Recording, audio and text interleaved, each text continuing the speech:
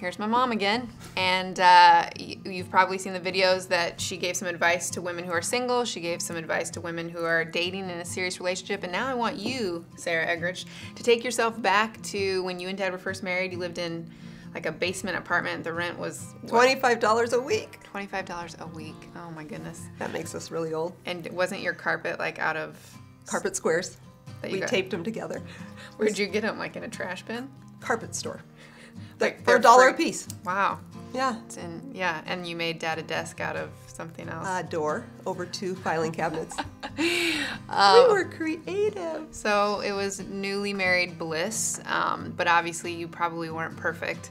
And if you could go, well, close to perfect, but if you could go back and tell Sarah, newly married Sarah, something that you know now, what do you think that would be?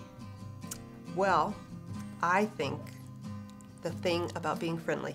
And I know Dad brings that up a lot, but that is really, it's just so powerful because when you get married, you are friends first. Yeah.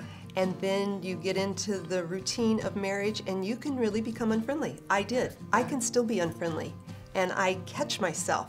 It's like, I'm a pretty friendly person. Yeah. We were best friends. And so then why would I want to be unfriendly or why would I want to be negative? But it happens when you get little kids and you get exhausted.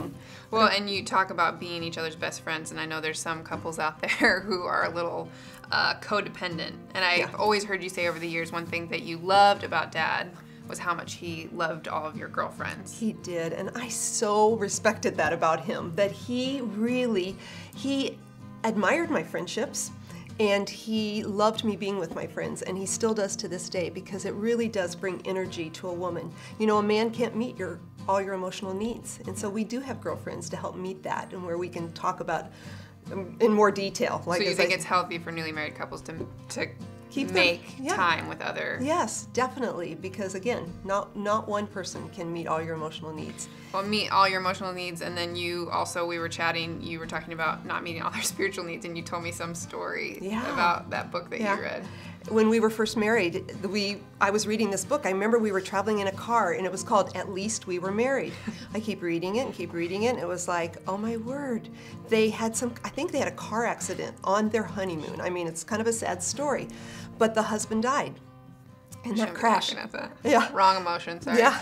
But it was like, I was weeping and weeping and weeping, and I said to Dad, oh, that would be so awful. What if that happened to us?